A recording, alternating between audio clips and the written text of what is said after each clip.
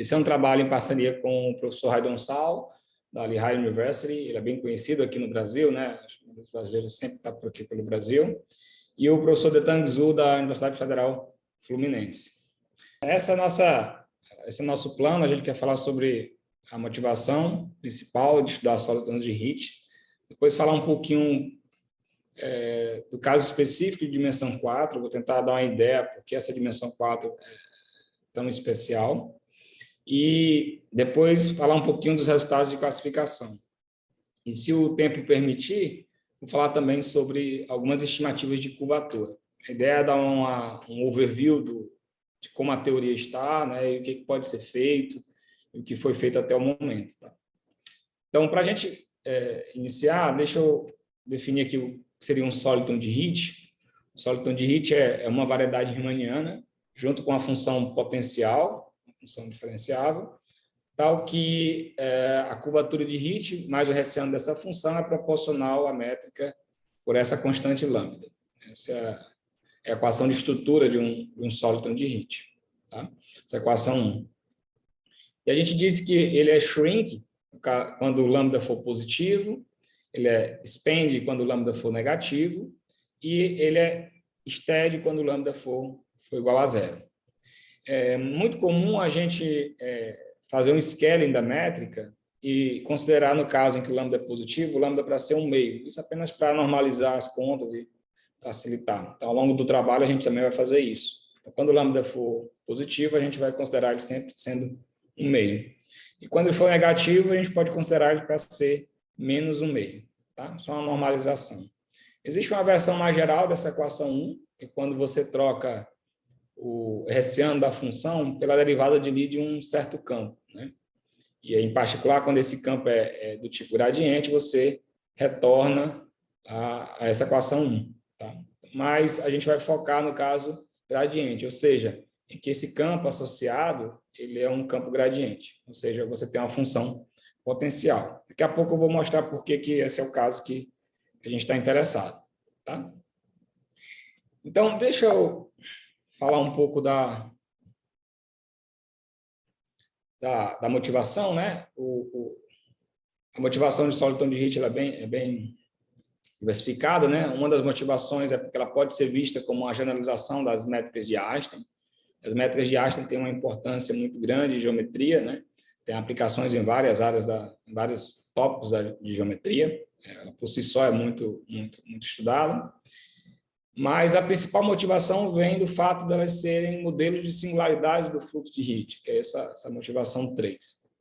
Ela também aparece como soluções especiais, fluxo, mas também aparece como pontos críticos de funcionais riemannianos. As métricas críticas de funcionais riemannianos são bastante estudadas, e o sóliton de HIT aparece também como um ponto crítico de um funcional riemanniano. A gente não tem tempo suficiente para discutir cada uma dessas 4 motivações, mas eu vou dar uma ideia superficial de pelo menos 2, tá? Para a gente entender por que sóliton de HIT é interessante.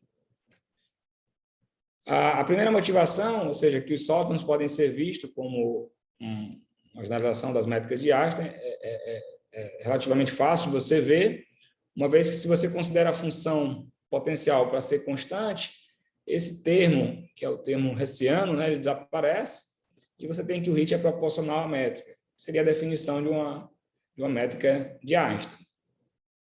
Ou, ainda mais geral, se você considera o hessiano da função para ser zero, ou seja, o campo gradiente for, por exemplo, Killing. Né? Então, você recupera a variedade de Einstein. Em certo sentido, você está dizendo que as métricas de Einstein são exemplos triviais, né, de sóliton de HIT. Triviais no sentido, não que seja simples, né, porque classificar métricas de Einstein, por exemplo, em dimensão 4, ainda é um problema em aberto. Mas trivial no sentido de que a função potencial, ou seja, a solução da sua equação, ela é constante. Tá? Trivial nesse sentido. Tá? Ok. Mas a principal motivação que eu queria apresentar aqui é que os sólidos são soluções especiais do fluxo. Então, para entender isso, deixa eu relembrar a ideia do fluxo de HIT. Né? O fluxo de HIT foi introduzido nos anos 80, por HIT Hamilton, por essa equação de evolução, né? uma equação não linear, tipo a equação do calor, né? Você tem a métrica, a derivada da métrica, uma família é um parâmetro de métricas, sendo igual a menos 2 vezes a curvatura de Hit. Ela relembra a equação do calor, onde você está tentando uniformizar a temperatura, e aqui você está num processo de uniformização da curvatura, né? Você está envolvendo a curvatura. Para entender um pouco essa ideia, né? Se você considera, por exemplo, essa figura que eu coloquei aí, a gente sabe que essas figuras, né, essas variedades, elas são homeomorfas, né? Então, a menos de homomorfismo, você pode dizer que elas são iguais, né? Nesse sentido, né? Mas, quando você pensa do ponto de vista geométrico, a curvatura está mudando. Então, o que está acontecendo aí é que você está mudando a curvatura da variedade, elas topologicamente são equivalentes, né? Porque existe um homomorfismo entre elas, mas você está tentando uniformizar a curvatura em regiões em que a curvatura, por exemplo, é negativa, nesses pescoços, né? Nesses neck pinches aí que está aparecendo. Tá? Então, o fluxo de Hit pode ser visto como um processo de uniformização da curvatura. Tá? No entanto, esse processo ele pode desenvolver singularidades, que é o que eu vou mostrar daqui a pouco. Deixa eu mostrar a conexão entre a equação do Soliton e a equação do fluxo, né? Se você inicia com um Soliton de Hit, ou seja, uma métrica em uma variedade riemanniana e uma função tal que essa equação em vermelho corre, você consegue construir uma família, um parâmetro de soluções do fluxo de Hit, essa G de T, onde você tem 1 menos 2 lambda T, um scaling da métrica, e φ de T é um diffeomorfismo. Então, você constrói uma família, um parâmetro de soluções do fluxo, que estão variando aí só por scaling e diffeomorfismo da métrica, do Soliton inicial. Esse tipo de solução, a gente diz que são soluções autossimilares. E quando você começa com a solução autossimilar, você também consegue recuperar a equação em vermelho. Ou seja, você consegue mostrar que os Soliton de Hit são soluções autossimilares do fluxo. Ou seja, vale um si somente si. Tá? Então, os Solitons aparecem como soluções especiais do fluxo, dado por essa expressãozinha em azul. Tá? Mas, como eu citei anteriormente, os Solitons também são modelos de singularidades. Então, deixa eu mostrar mais ou menos o que seria isso, né? Ao longo desse processo, né, pode acontecer algumas coisas estranhas. Então, deixa eu mostrar, por exemplo, esse teorema do Hamilton, né? Um teorema muito famoso, dos anos 80, né? Onde ele mostra que se eu começo o fluxo de Hit com uma variedade com Hit positivo, então, ao longo do fluxo, essa curvatura de Hit, essa positividade da curvatura de Hit, ela é preservada.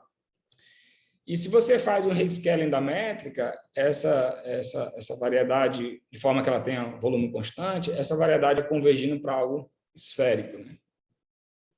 Tá? Esse é um teorema muito bonito, que, em certo sentido, está dizendo que a curvatura de Hit, a positividade da curvatura de Hit, ela é preservada pelo fluxo de Hit em dimensão 3. Tá? Em dimensão 2, tem uma versão bem legal, que é o seguinte: você nem precisa começar com a métrica inicial, a métrica que seja positiva, mas suponha que você comece com a métrica, tá? Que seja apenas topologicamente a métrica da esfera, seja homeomorfa a esfera. Né? Na verdade, você não precisa nem a curvatura dela em si. Né? Então, ao longo desse fluxo, você também tem a positividade. Né? Você tem a curvatura positiva, tá? E nessa convergência, isso converge para um ponto em um tempo finito. A diferença desses dois teoremas aqui, uma está convergindo para um ponto, o outro não, ali no enunciado, mas porque eu não estou preservando o volume, não estou mantendo o volume constante. Tá? Eu já vou mostrar isso aqui na figurinha. Tá? Então, o exemplo mais simples de você pensar, se você quer começar o fluxo com uma variedade com Hit positivo, né? Vamos pensar na esfera. Um exemplo mais simples, né? Então, se você considera uma esfera redondinha, a métrica dela é Einstein, né? Então o Hit dela é positivo. Então, a gente sabe que a curvatura, né? Curvatura gaussiana, né? Ela é 1 sobre o raio ao quadrado. Então, ao longo do fluxo, se eu não preservo esse volume, se eu não vou fazendo rescaling da métrica, né, para ficar preservando esse volume, a variedade vai diminuindo de tamanho, né? E vai convergindo para um ponto. Então, veja que como a curvatura depende do raio, né? À medida que esse raio vai para zero, essa curvatura vai explodir. E é o que a gente disse, que ela desenvolve uma singularidade em tempo finito e a curvatura ela explode, né? São os blow-ups da curvatura. Porque quando esse raio vai para zero, essa curvatura vai explodir. Então, é o caso em que a gente diz que o fluxo desenvolve uma singularidade em tempo finito. Tá? Ao longo desse tempo, né, dessa mudança de métricas, você vai desenvolver uma singularidade e você tem um blow-up da curvatura. Tá? Ok. Então, se você, por exemplo, considera uma solução do fluxo de Hit maximal, ou seja, você olha para o tempo máximo em que essa solução existe, né? Como eu mostrei anteriormente, naquele caso da esfera, existe um tempo máximo em que a variedade vai, nesse tempo máximo, a variedade vai degenerar, né? Vira um ponto.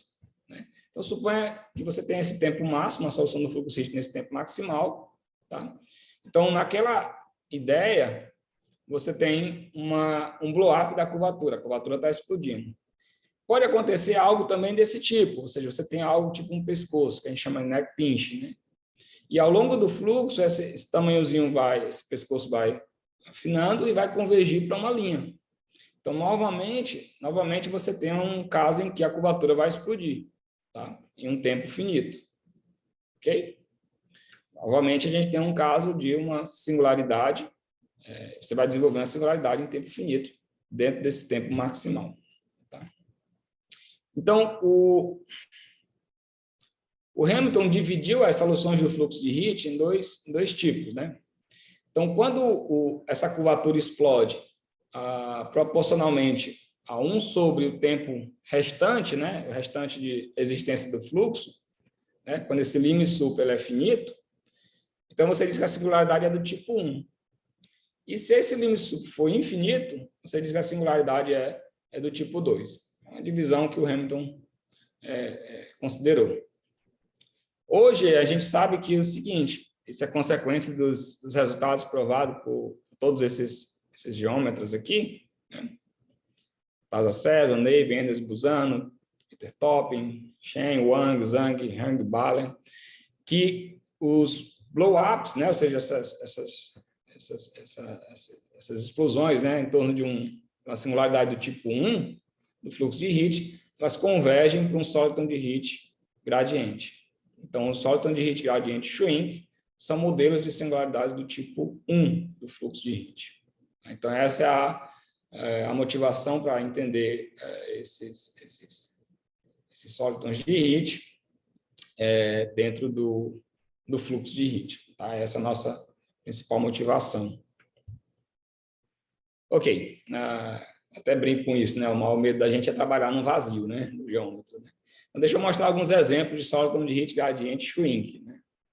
Então, um exemplo, vamos dizer assim, trivial não no sentido de ser simples, mas no sentido de que a função potencial ela é constante. Você pegar, por exemplo, a esfera, né? A esfera com curvatura de Hit. Tem curvatura de Hit positivo. Né? Então, é um exemplo trivial, ou seja, ela é Einstein, né? Então, é você considerar, por exemplo, a função potencial constante. Tá? Mas é mais interessante olhar os casos em que a função potencial é não constante. Né? Então, tem um exemplo também que ele é especial, que é o Soliton gaussiano, que é você considerar o espaço euclidiano com a métrica canônica. A gente sabe que o espaço euclidiano com a métrica canônica ele é Hit flat, né? Então ele é Einstein. Né? Só que, mesmo ele sendo Einstein, você consegue encontrar uma função potencial, que é essa função aqui, f igual a 1/4 da posição ao quadrado, né? Que é não trivial, ou seja, é não constante, e que satisfaz a equação de um Soliton de Hit. Tá? Então, a gente tem uma solução não trivial. É importante fixar um pouco essa função, que daqui a pouco eu vou fazer alguns comentários sobre estimativa da função potencial, e essa vai ser a função que vai garantir que a estimativa provada ela é Sharp. Tá? Outro exemplo é o quociente de cilindros, né? Você pega, por exemplo, uma esfera SK vezes o Rn menos K, né? E aí você considera o K e o N que você desejar. Então, você consegue construir vários outros exemplos. Tem outros exemplos, eu vou focar apenas no caso shrink, porque são as singularidades do tipo 1, ou seja, o caso em que na equação fundamental o lambda é positivo, né? Mas esses 3 exemplos aqui são suficientes para que a gente vai comentar na sequência, tá? Tem outros exemplos, mas eu acho que esses são...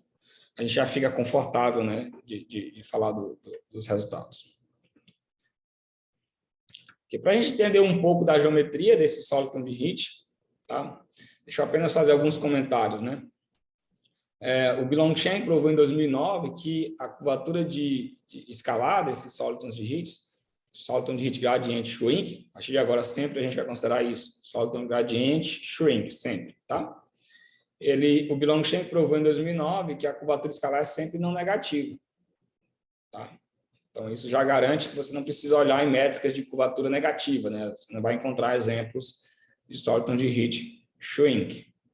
E, além do mais, os italianos, o Pigola, o Remote e o Pigola Remote 7, eles provaram que se a curvatura escalar zero em algum ponto, a variedade tem que ser o Soliton gaussiano. Ou seja, vocês tirando o Soliton gaussiano da sua classificação, você pode assumir que o Soliton de Heat gradiente shrink tem curvatura escalar estritamente positiva, sempre. Tá? Menos que ele seja o Soliton gaussiano. Se ele assume um valor nulo, tem que ser o Soliton gaussiano. Um resultado muito importante dessa teoria, e que foi bastante celebrado, é essa estimativa da função potencial provada pelo professor Haidong-Sal e o professor Detang Zhu, um paper do DDD, em 2010, onde eles obtêm a estimativa de crescimento para a função potencial.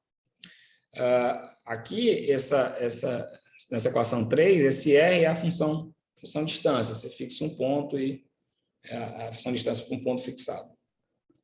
Então, se você observa que a função potencial, essa estimativa inferior, ela garante que a função potencial é sempre não negativa, né? Tá? E, além disso, ela tem um crescimento quadrático. Então, quando a gente volta naquele exemplo do gaussiano, que eu tinha marcado aqui, o exemplo do gaussiano, você tem exatamente que essa estimativa deles é ótima. Tá? Esse resultado abriu muitas portas, várias classificações foram obtidas usando essa estimativa da função potencial, principalmente quando você quer controlar volume, quando você quer usar a integração por partes, que você precisa usar funções cutoff, que você precisa usar exponenciais. Então, é um resultado muito, muito, muito, muito bonito.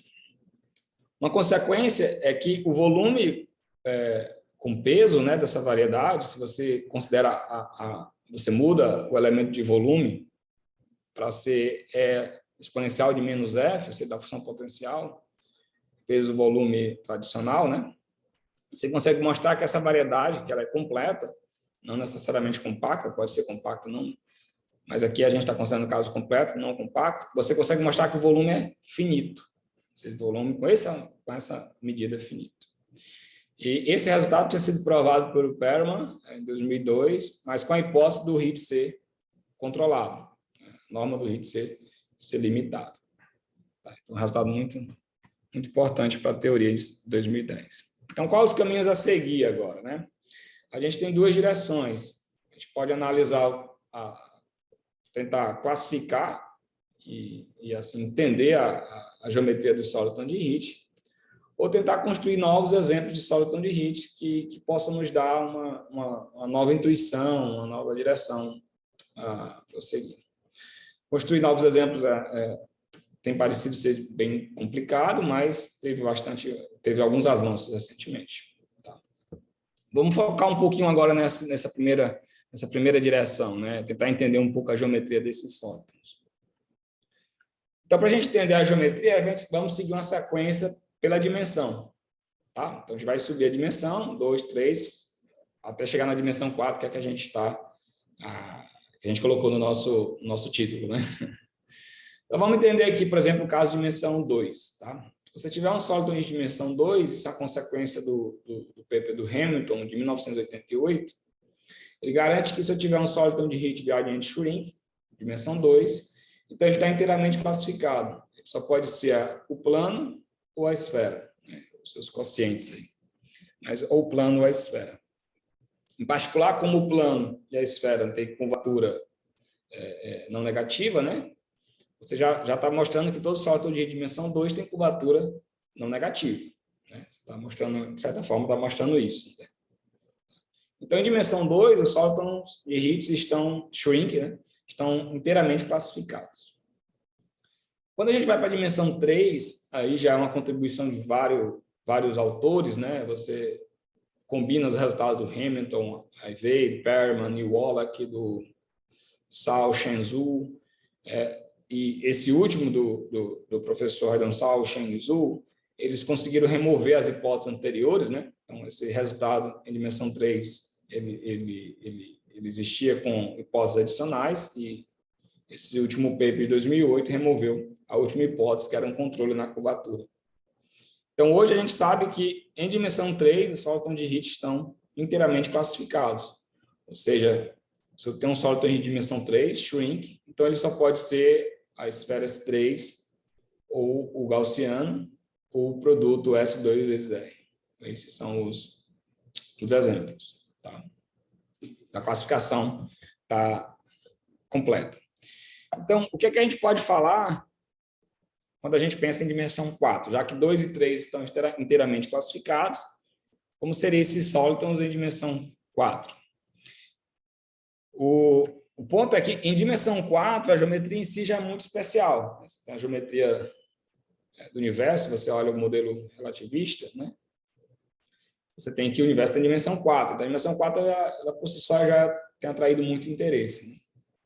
Mas muitas propriedades interessantes da dimensão 4, elas estão alicerçadas no fato do fibrado das duas formas poder ser decomposto como uma soma direta, como está aí nessa equação 4. Né?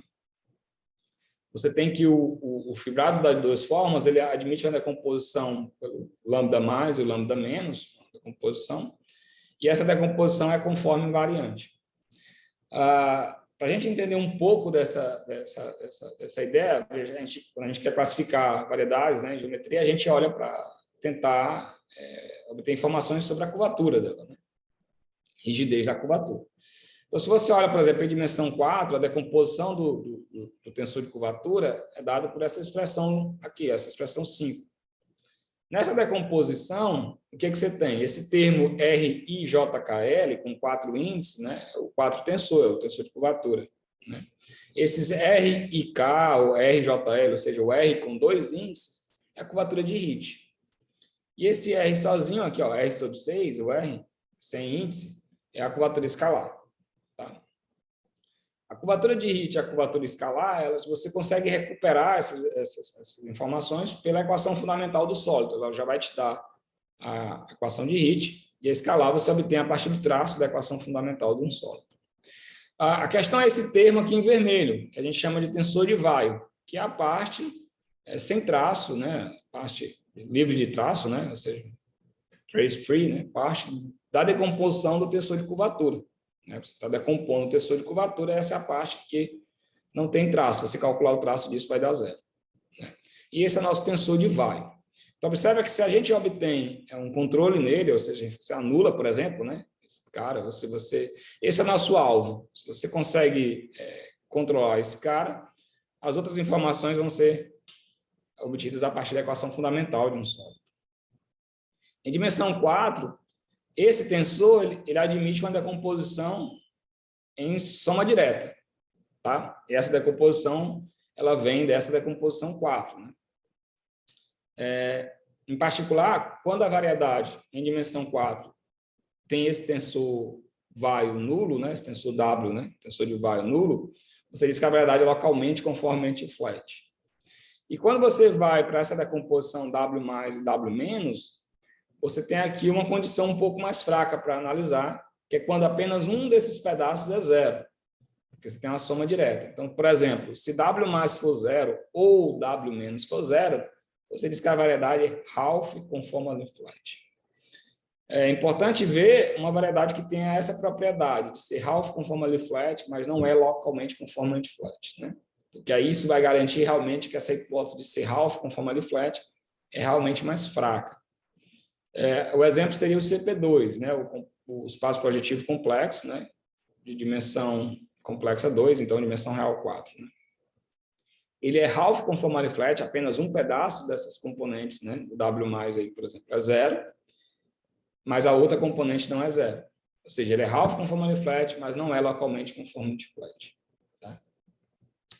Ok, então, na dimensão 4, você também consegue decompor, né, a curvatura, essa matriz aqui, onde ela relaciona termos que envolvem a parte self-dual, né, o W+, e anti-self-dual, W-. E aparece um termozinho que é esse hit bolinha, né, com essa bolinha acima. Esse termo é a parte sem traço do tensor de hit, ou seja, é o hit menos o traço dele, né? Que é esse tensor hit menos R sobre 4G. Em particular, se esse hit bolinha for 0, você tem que o hit da variedade vai ser proporcional à métrica, ou seja, vai ser Einstein. Tá? Então, o fato de ser Einstein está conectado aqui com essa decomposição da curvatura em dimensão 4. Um outro fato interessante que eu queria chamar bastante atenção nesse momento é que quando você tem uma variedade de dimensão 4, que ela tem uma estrutura complexa Keller, né? Então, a norma do W+, do tensor de Weyl, ela é sempre igual à curvatura escalar dividido por 2 raiz de 6. Isso é sempre verdade, qualquer variedade de dimensão 4. Tá? Ela só precisa ser orientada. Né? Isso foi provado por Dedezinski então, nos anos 80. Aí isso a menos de você mudar a orientação, você poderia supor que isso vale para o W-. Você não pode garantir que vale nos dois, né? Mas vale para um ou para o outro, dependendo se você muda essa orientação. Tá? Então, a curvatura escalar está intimamente relacionado ao W+, quando você está numa variedade que é Keller. Tá? Então, fixa um pouquinho esse raiz de 6 aí, que vai ser importante para a gente daqui a pouco. Por que esse raiz de 6 vai aparecer. Ok, então, como a gente explicou agora há pouco, na classificação do Soliton de Hit, o que seria interessante é tentar controlar o tensor de Weyl. Né? Então, a maneira mais, vamos dizer assim, talvez mais bruta, né? de controlar o tensor de Weyl é anulando, né? Dizendo que ele é 0. Né? De fato, é a primeira hipótese, né, a se considerar. Então, se você supõe que o tensor de Weyl é nulo, tem um Soliton de Hit de dimensão 4, o nosso foco aqui é o de dimensão 4, porque não está inteiramente classificado, né? Então, a partir de agora, a gente vai falar sempre de Soliton de Hit, gradiente, shrink, de dimensão 4. Esse é o nosso foco. Tá? Então, considerando a primeira hipótese, vamos dizer assim, envolvendo o tensor de Weyl, se o tensor de Weyl for nulo, os Solitons estão classificados. Eles têm que ser a esfera, o gaussiano ou S3 vezes R. Tá? Isso é uma consequência de uma combinação de resultados. Né? Esse resultado existia com hipóteses adicionais e, ao longo do tempo, essas hipóteses vão sendo removidas e, como consequência do trabalho do eminente, Lanav, Mantegazza, New Wallach, Sao Wang, Zhang, Katzen, Wiley, o vídeo Munteano e Natasha Cesson, hoje a gente sabe que, no caso localmente conformante flat, W0 estão inteiramente classificados. Depois de um certo tempo, o Shen e o Wang, a do Strongbrook, eles conseguiram melhorar esse resultado em dimensão 4, assumindo que apenas uma parte do tensor de Weyl, né, que é o W+, ou o W-, seja 0. Tá? Então, nesse caso, você tem o S4 e aí você inclui também o CP2, né? O R4 e o S3 vezes R. Tá? Mais ou menos na mesma época desse último resultado, o professor Aidon Sal e o Qin Shen conseguiram provar que se eu tiver um Soliton Hit Shrink com tensor de bar 0, ou seja, bar flat, então eles estão inteiramente classificados, ou seja, eles têm que ser o Einstein, ou R4 ou S3 vezes R. O bar flat é equivalente a dizer que esse tensor aqui, azulzinho, que eu coloquei aqui, BIJ, ele é 0, que é uma segunda derivada do Weyl, mais uma contração entre o Hit e o Weyl. Pode parecer um pouco estranho esse tensor, ele aparece em geometria conforme, né, em relatividade conforme também, mas o que é interessante é que essa hipótese de bar flat ela é mais fraca do que você supor localmente conformante flat, ou half conformally flat, ou Einstein, ou conforme a métrica Einstein, em dimensão 4. Então, essa hipótese de Barr, ela melhora todas as hipóteses anteriores. Tá? Esse foi um resultado muito, muito bonito, a prova bem elegante, publicado no Duke, né, em 2013, se não me falha a memória. Além disso, essas métricas que são Barr-Flat também são pontos críticos de um funcional, que é o funcional do Weyl, né? A integral da norma do tensor de Weyl ao quadrado. Então, essas métricas elas têm um interesse muito especial, métricas que são Barr-Flat. Então, esse teorema do professor Raidonsal e do King Shen melhorou essas hipóteses anteriores. Existe uma outra abordagem, tá? Que é quando você considera a divergência do tensor de Weyl nulo, tá? Que é essa hipótese aqui. Ou seja, ao invés de você anular o Weyl, né, você considera a divergência dele nula. Né? Essa hipótese, por exemplo, ela é natural quando você supõe que a variedade Einstein, ou seja, toda a variedade Einstein, ela tem um tensor de Weyl harmônico. Então, essa hipótese pode ser vista como uma generalização da hipótese de Einstein. Tá? É natural perguntar, e aí essa hipótese divergente do W zero, né? Harmônico, tensor de Weyl harmônico. Qual a relação dela com a hipótese de Barr? Ela não tem nenhuma relação direta, ou seja, uma não melhora a outra, não está relacionado. Mas a hipótese de divergente do W zero é claro que melhora a hipótese do Weyl ser nulo. Tá? Então, com essa hipótese, ou seja, essa outra perspectiva, a gente sabe que esse sólido tem que ser necessariamente o gaussiano, S2 vezes R2, S3 vezes R ou Einstein. Tá? Então, esse é um resultado que é consequência de dois artigos, um artigo do Ovidio Munteanu, Natasa Cesson, e do Fernandes Lopes e Garcia Hill, que são bem conhecidos aí nessa teoria. Nesse ponto, eu queria chamar a atenção para esse exemplo, que eu coloquei aqui em vermelho, S2 vezes R2, que ele não tinha aparecido nas classificações anteriores. Se você olha as classificações anteriores, olha, não aparecia o S2 vezes R2. Agora ele passa a aparecer nessa classificação quando você considera a hipótese do tensor de Weyl ser harmônico. Ok? Muito recentemente, acho que foi em 2018, um artigo do Calculus of Variation, o Peng Wu e o John Wu e o Willy Weyl, eles conseguiram melhorar essa hipótese do Weyl harmônico em dimensão 4 para supor que apenas uma dos pedaços do Weyl é zero, ou seja, a parte self-dual é harmônico. Tá? A prova deles é bem legal. A prova do Peng Wu e do Weyl. Ok. E nessa classificação deles também aparece o S2 vezes R2, ou seja, recupera a mesma classificação. Então, esse exemplo, S2 vezes R2, começou a chamar mais atenção, tá? A partir daí. E eu vou falar um pouquinho dele agora, já que eu pulei esse exemplo. Né? Então, o S2 vezes R2 é isso daí, eu coloquei um raiz de 2 aí só para ficar normalizado, para ficar bonitinho, para o lambda lá do sólido ficar 1/2. Tá? A métrica é a métrica produto. E a função potencial é essa função aí, onde você considera apenas o fator no R2, ou seja, o Y aqui é o fator do R2. Quando você diagonaliza a curvatura de Hit desse exemplo, você consegue mostrar que os autovalores têm que ser 1/2, 1/2, 0, 0. Essa informação parece desnecessária aqui, mas daqui a pouquinho eu vou voltar nessa informação para a gente comparar com os resultados que existem na literatura. Então, essa é a estrutura desse exemplo que começa a chamar mais atenção. E um dos resultados de classificação que eu quero chamar a atenção nesse momento é esse daqui do Catino. Veja que as classificações existiam a partir da hipótese de tentar anular o Weyl ou anular as derivadas do Weyl. Tá? A partir desse momento, eu vou olhar para uma tentativa de classificar esses sólidos, mas ao invés de anular o Weyl ou as derivadas do Weyl ou das suas decomposições, né, W mais, W menos, a gente vai olhar uma maneira de tentar controlar a curvatura de Weyl, tá? Controlar a norma da curvatura de Weyl.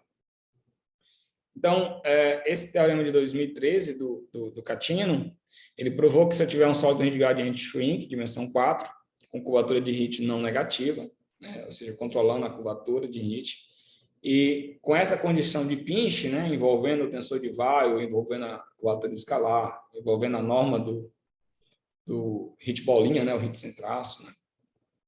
Então, você consegue classificar, tem que ser R4, S3 vezes R, ou S4, a esfera.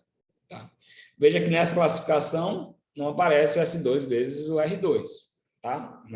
Não, essa hipótese ela não consegue recuperar esse exemplo.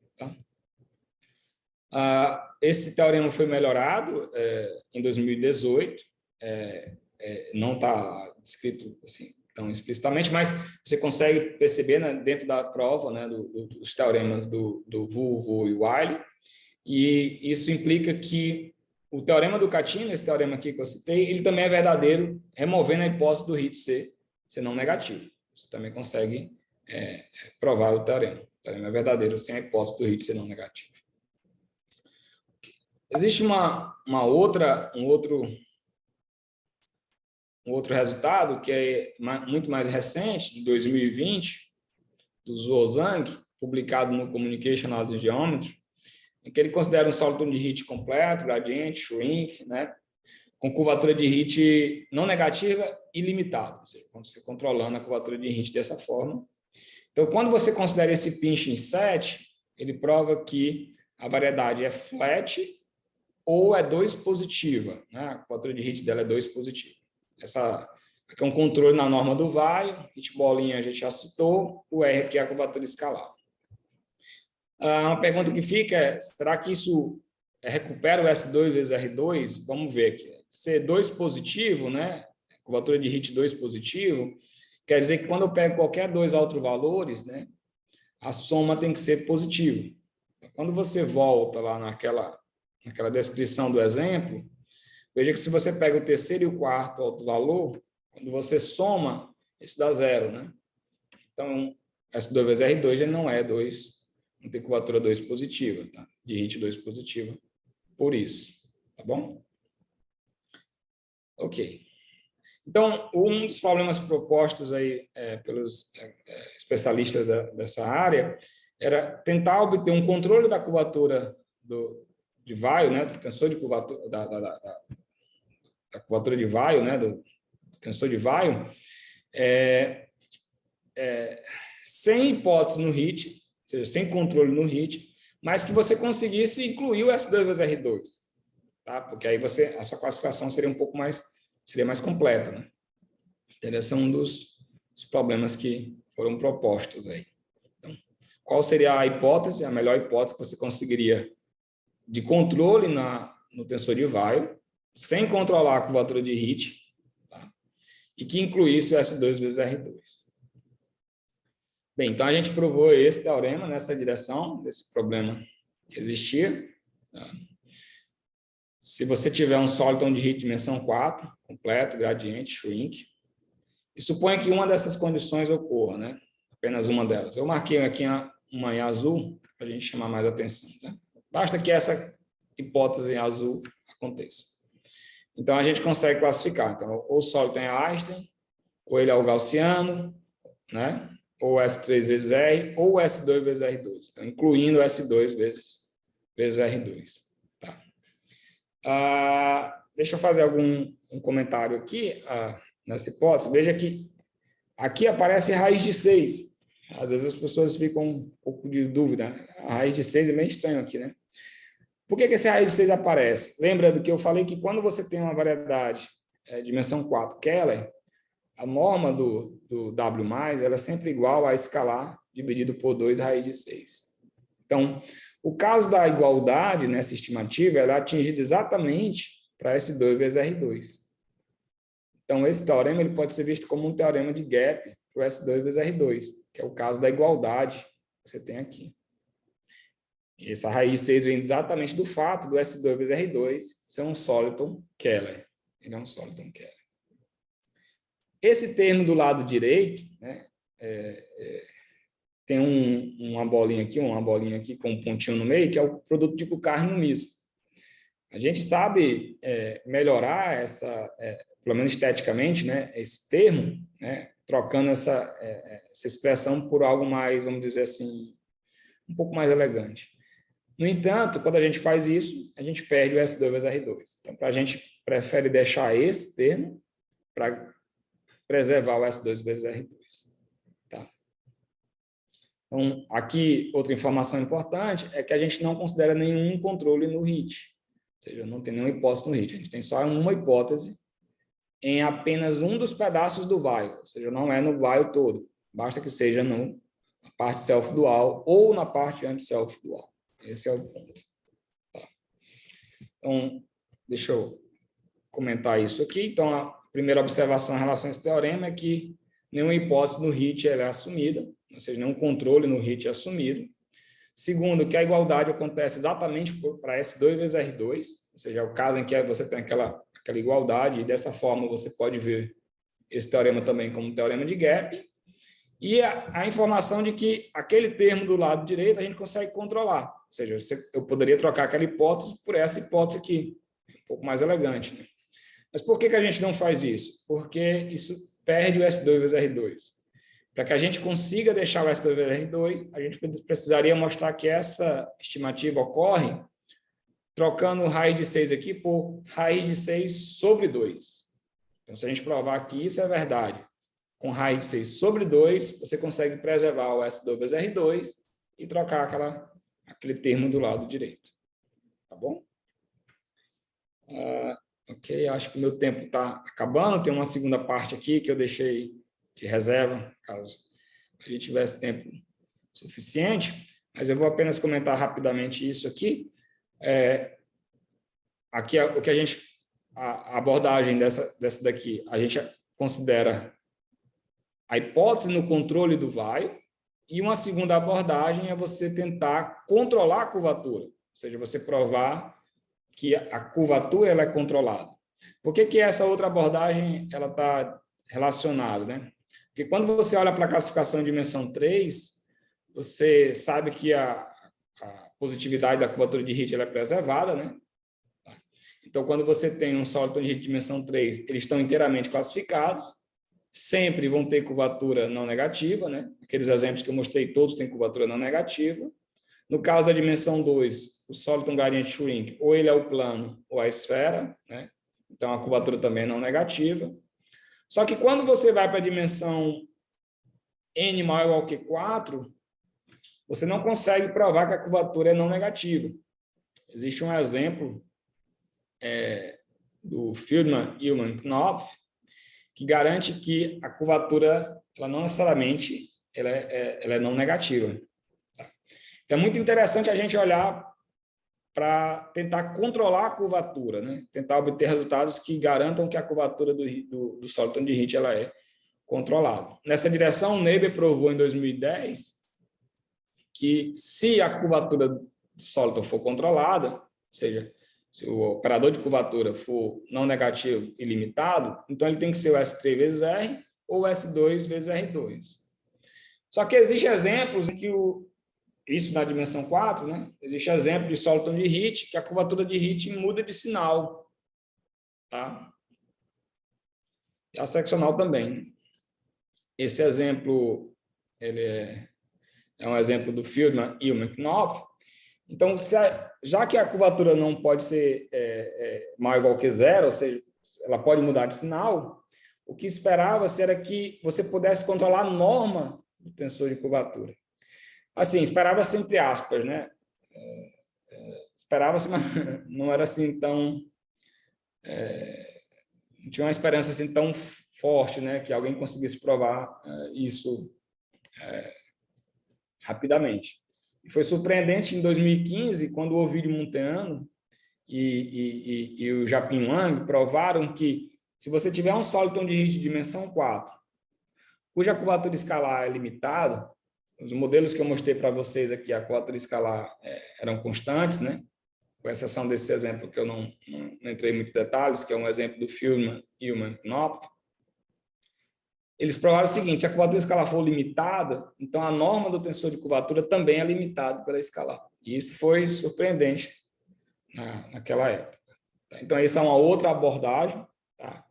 Acho que eu não tenho tempo suficiente para comentar um pouco dessa abordagem, né? Pode ser cenas aí para os próximas palestras, né? Então, é outra vertente. Eu queria encerrar a apresentação com uma lista de problemas em aberto. Está aqui.